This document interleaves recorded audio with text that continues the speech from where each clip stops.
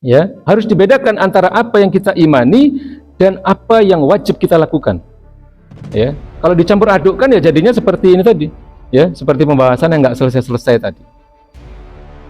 Ya, jadi bahwa apapun semua yang terjadi di atas muka bumi ini adalah merupakan apa yang menjadi kehendak Allah, apa yang sudah tertulis di Lauhul Mahfuz, semua itu atas izin Allah. Ya, itu harus kita imani, Pak. Harus kita imani sepenuhnya, mutlak, tanpa ada keraguan. Ya, tapi banyak di dalam wilayah kehidupan kita yang ini tidak terkait dengan persoalan keimanan. Ini persoalan syariat ini. Ya, kewajiban dan larangan. Ya, memilih jodoh wajib memilih yang baik, wajib memilih yang seagama. Memilih pekerjaan wajib memilih yang halal.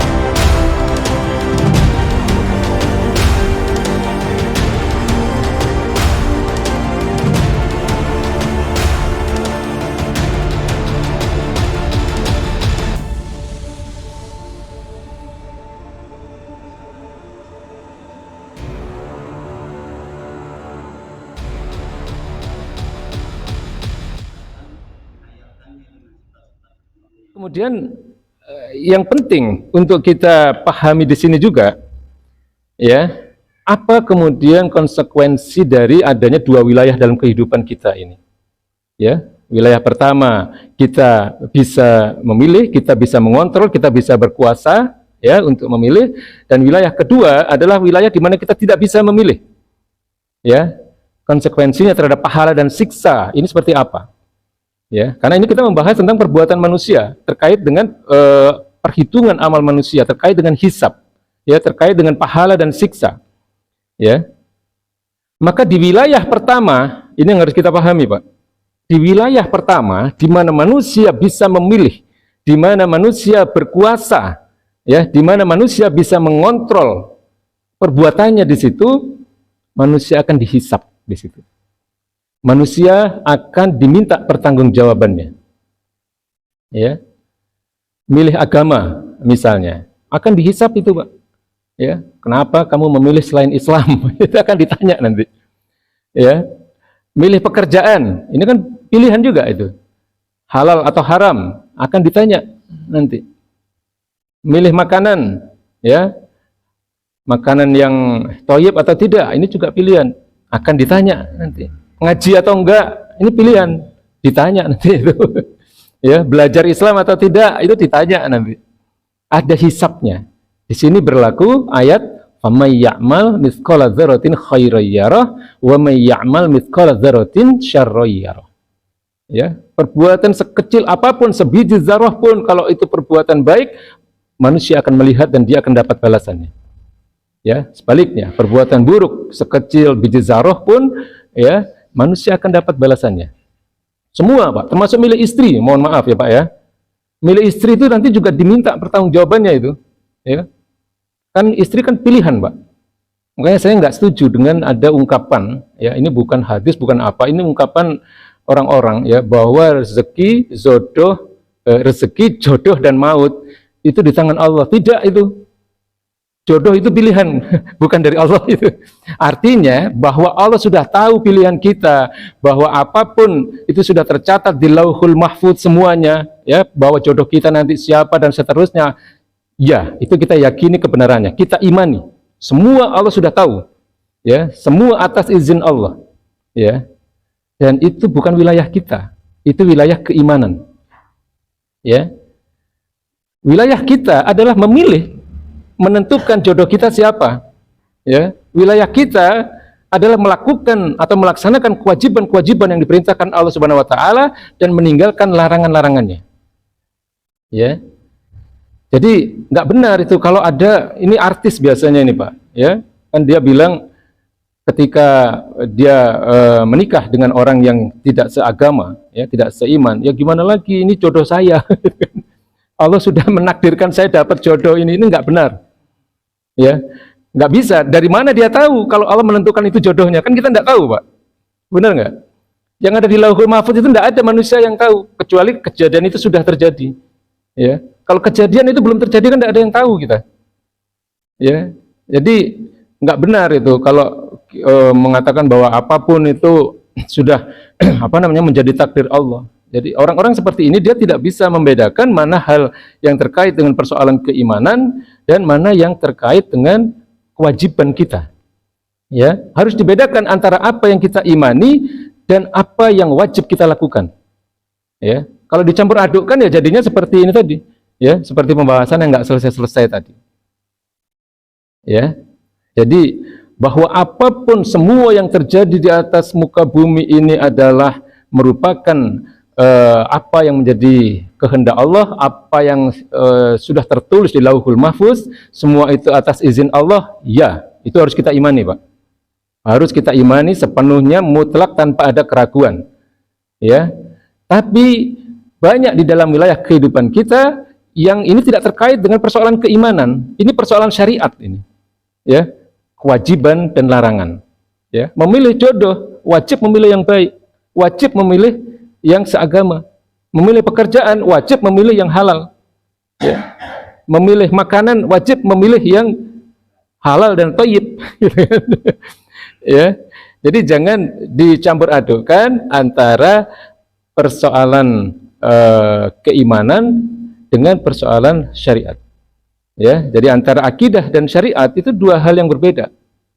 Ya, yang pernah sering saya jadikan contoh kan ini ucapan orang-orang liberal itu kan, ya, Islam itu kan sudah sempurna, gitu kan. Allah itu maha kuasa, tidak akan berkurang kemuliaannya, tidak akan berkurang kesempurnaannya ketika dihina, misalnya.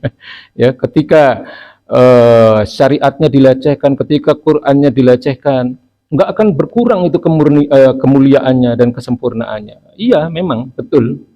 Ya, itu persoalan akidah, itu persoalan keimanan. Kita harus mengimani bahwa Allah itu maha kuasa, Allah maha sempurna, ya, Islam itu mulia, ya, Islam itu sempurna dan seterusnya. Ini persoalan keimanan. Tapi membela Islam, ya, itu perintah dari Allah Subhanahu wa taala. Jelas ayatnya. Ya, kunu ansarullah. Jadilah kalian penolong-penolong Allah. Ya. Maksudnya jadilah kalian penolong agama Allah. Ya, intan surullah yansurkum. Ya, jadi jika kalian menolong Allah, jika kalian menolong agama Allah, yansurkum, Allah pasti akan menolong kalian. Sabit aqdamakum, dan Allah akan meneguhkan kedudukan kalian di atas muka bumi ini. Itu perintah, itu syariat. Ya. Tidak ada keraguan dalam hati kita tentang kemuliaan Islam, tentang kesempurnaan Islam, ya, tentang maha kuasanya Allah Subhanahu wa taala, dan memang tidak berkurang. Ya, tidak berkurang kemuliaannya, kesempurnaannya ketika dihina. Ini persoalan keimanan, ini persoalan akidah, ya. Tapi membela agama Allah, ya, membela Quran, membela Nabi, ya, mendakwahkannya, ya, ini semua adalah persoalan syariat. Ini persoalan kewajiban. Ya, jadi itu yang seringkali banyak orang gagal paham, ya, ketika mereka mencampur adukkan itu persoalan apa namanya, syariat dan persoalan akidah.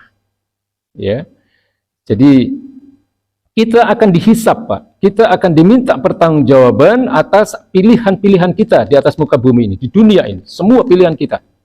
Ya, sekecil apapun. Ya, sebaliknya, ya, tidak ada hisab atas hal-hal yang kita tidak kuasa untuk memilih. Ya, atas hal-hal yang kita tidak punya kontrol terhadap situasi atau keadaan yang menimpa diri kita. Ya, kita nggak akan ditanya, kenapa kamu jadi orang Indonesia? Ya, kita nggak akan ditanya, kita lahir dari siapa? Kita nggak akan ditanya bahwa kita hidup di zaman Jokowi, misalnya. Ya, kita nggak akan ditanya, karena itu kodok, itu wilayah di mana kita tidak bisa memilih.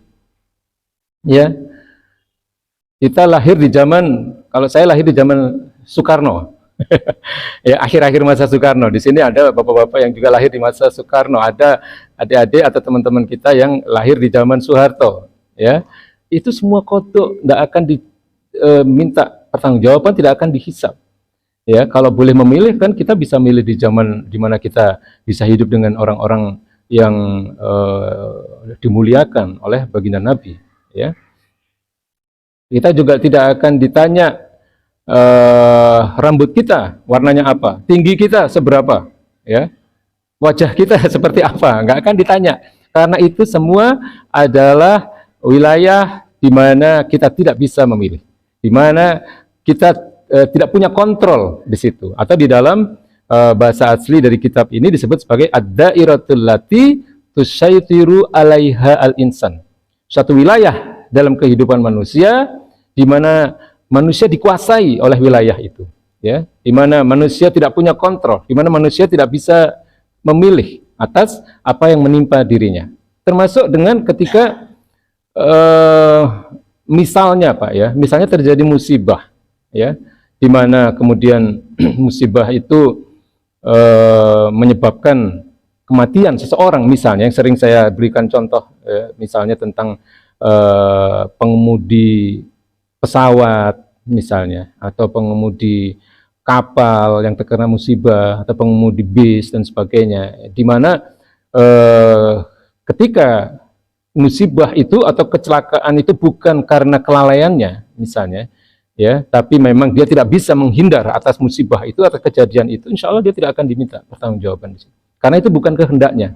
Itu yang dikatakan tadi sebagai satu ketetapan dari Allah, ya, qada, ketetapan yang dia tidak bisa menghindar, dia tidak bisa memilih, ya, yang di sini disebut sebagai satu wilayah di luar kontrol dan keinginan manusia, ya, di mana manusia dipaksa untuk menerimanya.